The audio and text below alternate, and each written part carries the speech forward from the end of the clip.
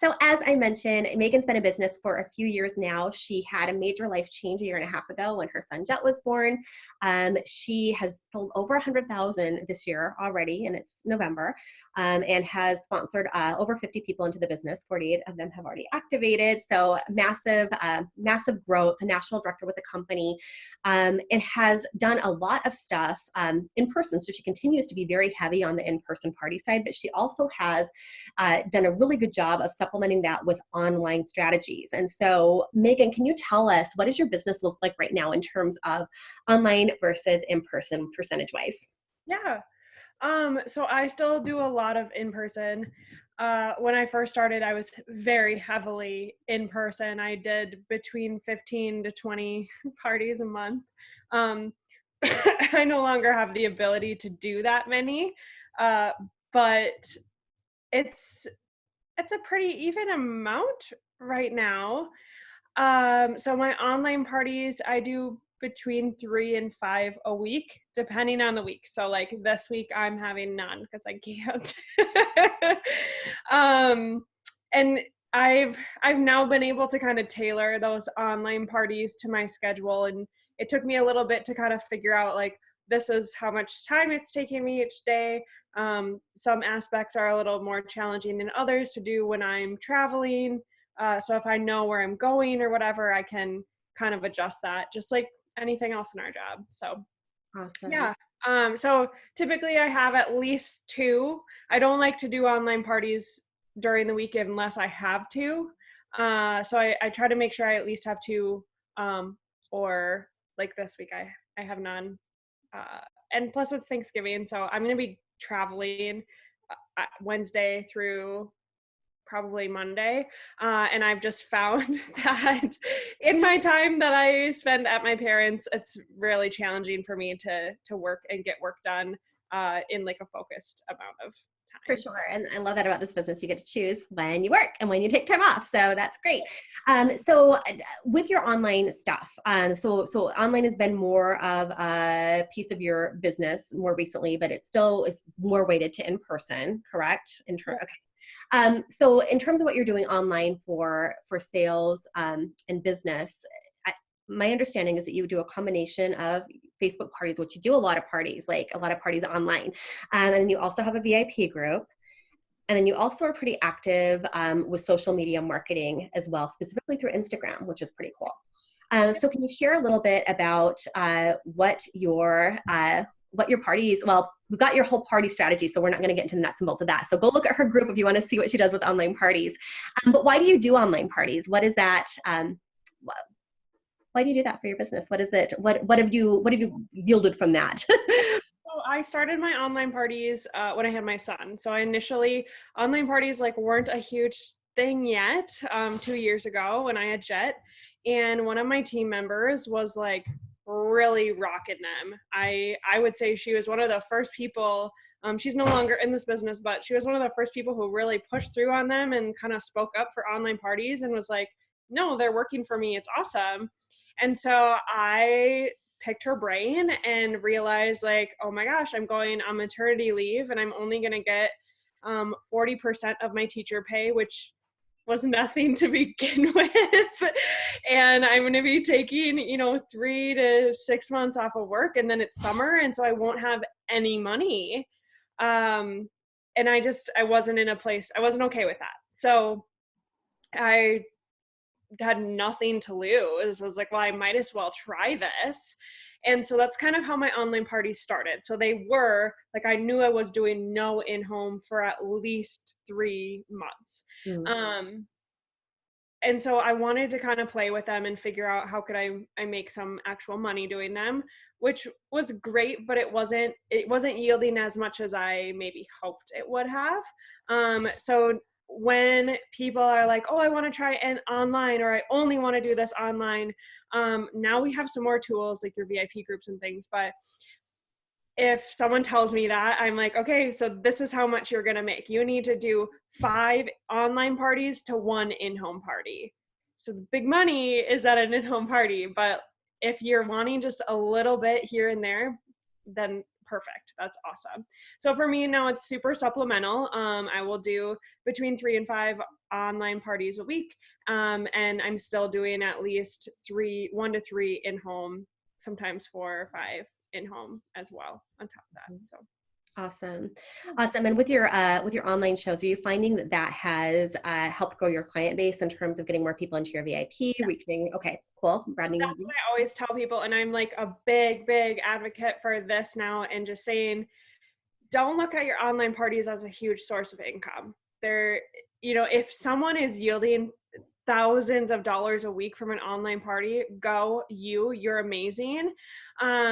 But for me to be able to sit down for 5 minutes a day or 10 minutes a day in my pajamas or on the toilet and post a pre-made video that I made 4 months ago, and I just made my money for the day, like, there's nothing better than that. I don't think. I think it's just so simple to be able to do that. So when you're running 3 online parties, I'm sorry, I'm going to just backtrack a little bit. When you're running 3 online parties a week, some weeks, what would you say you yield profit-wise from an average week of 3 online parties? And you're spending 5 to 10 minutes a day doing them. Okay, so that's still, I can't do math very well, but like an hour a week, basically. 1 hour a week, about 150 average. $150. Okay, so $150 a week for an little for an hour of your time, right?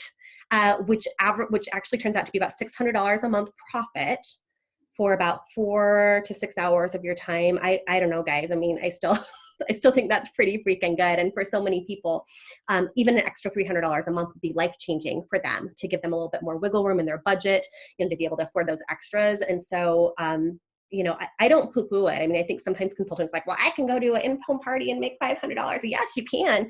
But for some people, that's not an option, or like they want to just do supplement. And so, I love that we have people on our team that, are really pioneering this. And I will never poo-poo an extra $150 a month for an hour or two of my time. And now what I've looked at is the number of people it's brought into my business. Not even like my VIP groups is huge. Like I have hundreds of ladies who have joined my VIP group this year from online parties. They never would have ended up there had they not been in that online party. And I just had another flash sale, and over half the people who shopped were brand new customers to me, which says like so much, because I never would have met them. They wouldn't have shopped my flash sale.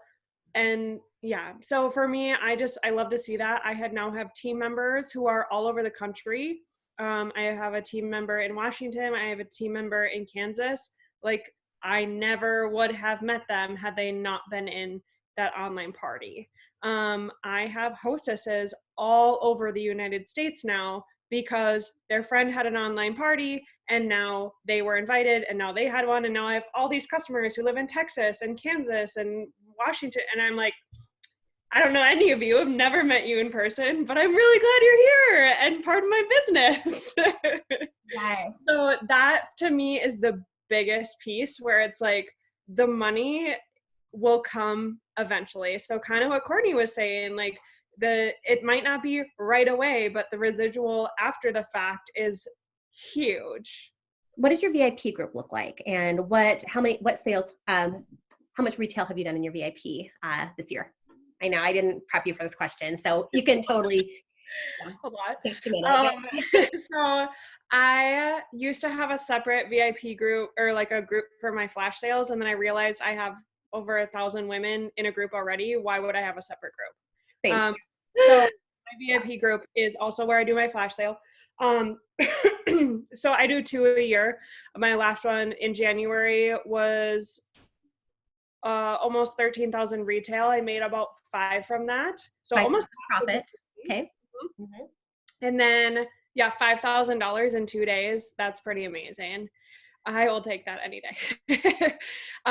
And then my flash sale that I just finished up this week before the site went down, was another about $3,000 profit that I made. So it was almost 8,000 in retail. So to me, I see people that I work with every day or I'm on calls with every day who are doing, $20, $30, $40,000, $60,000 flash sales. I'm like, yay, you. And I'm like, I'm really happy with my for me, I post personal things that I'm reaching towards for those. So there's that. My group was over 2,000 before this last sale, but I actually ended up going through my group. So I did a post to ask people who wanted to stay. And then I started tagging lots of members who I knew had shopped with me or enjoyed content that's in my group. And then I went all the way back to like the bottom of the list, and you can see how long someone has been in your group. So someone like me who's been in for like almost 4 years now. I had people in my VIP group who have been in there since 2016 who haven't done anything in that time whatsoever. Like they got invited at my very first party or second party in 2016, and they're just like sitting there. So my group dropped to about half. I'm a little under 1,000 right now, because I realized those people weren't doing anything in there and they weren't helping our group in any way whatsoever. So I just wanted to touch on that, like where Courtney was sharing like, oh, her group numbers, and we're talking about growing those groups. And I think that's really important. But if you're someone who's kind of revamping your business or doing a relaunch, or you've been in for a long time and you feel like your group is really dead, I know that interactive posts can be huge to get that momentum back up, but actually cutting that dead weight, for me, people who have been in there for 4 years doing nothing has been huge. And some of them requested to come back in. Some of them all of a sudden were like, oh, I didn't realize I was in here and I want to go back, or I want to be in there, or whatever. So Yeah, yeah, I love it. All right, so really quickly, and then we're going to open up for Q&A. You also do a lot on Instagram. What, why, and what has that yielded for you, and how is in like 2 minutes? No pressure. So, I wanted to just really touch, and I do push this a lot, pick one social media platform and stick to it until you get it. Mm-hmm. So if you're not huge on Facebook yet, Facebook is where a lot of people are. So, and you probably have one obviously already since you're on this call. So you want to make sure, like, start with Facebook, feel really good about Facebook, do your 2 personal to 1 business or whatever, and get really good at that. And once I felt like I had that under control and could expand my network to Instagram, that's a social media platform that I chose second. So I actually deleted my Snapchat. I don't use Snapchat at all. I don't even have it anymore. And because I wanted to really focus on those social media platforms. And so what's been really great for me is I've had lots of people reach out to me. This summer I used Kickstart almost every day, and I literally just started recording what I did with my kid every day. So like we'd get up in the morning, I would drink a cup of coffee, take a shot of Kickstart, we'd go on our walk, we'd have breakfast and lunch, and then I'd work. And so my customers and even family members and things will comment on or send me messages and be like, what is this Kickstart stuff you're drinking every day? Because they see it every single day. It's not just me popping on showing one product. This is something that I'm actually doing every day, using as part of my daily life, and not just mentioning like, oh, I use this lotion and I really like it 1 or 2 times. So it's made me really, I feel like, relatable to my customers. And you're doing that in your stories, in your Instagram stories. Okay. Yes, in my stories. Oh my gosh, guys, I'm trying to get that. That is where things are right now. And something to remember too is that with social media, and especially with the stories, if you feel like you're being repetitive, remember that when you're marketing that way, it's like you are in a marching band. You know, you're not in front of the same people. You're not in front of the same audience doing the same things. You're like in a marching band, and you're hitting different people every single time you are going on social with that kind of stuff. And so it's not a, seated audience. The other piece, I just commented this because I didn't know how much time I'd have, but Instagram, yes, is owned by Facebook, but their marketing is still not totally owned yet. So you will get organic people following you and seeing your stuff without having to pay for it. So right now, how Facebook works is either your friends will see things if you're kind of interacting with them, but otherwise they don't see it unless you pay for it. Or people outside of you they'll never see anything you post unless it's in a public place or you pay for it. Whereas Instagram right now is still very open. They're starting to move in this transition. So I really wanted to start with Instagram just because I knew that little tidbit of information. And I was like, oh my gosh, this is a gold mine for people to grow their business and get so many customers without having to pay for them, like that's what I'm going to first. Got it. Awesome. Awesome. Anything else that you think is really important that's made a huge difference in the results of your social media marketing, prospecting, whatever you're doing on there? Um, yeah, well, the other piece is like, so the stories are amazing, and it just brings, I just can't tell you enough like how many people will come to a party and I didn't even know that they were following what I was doing and be like, I want to order that, or I want to do that. I love watching what you're doing. I love seeing your son. Your kid is so cute. And I'm like, who are you? Mhm.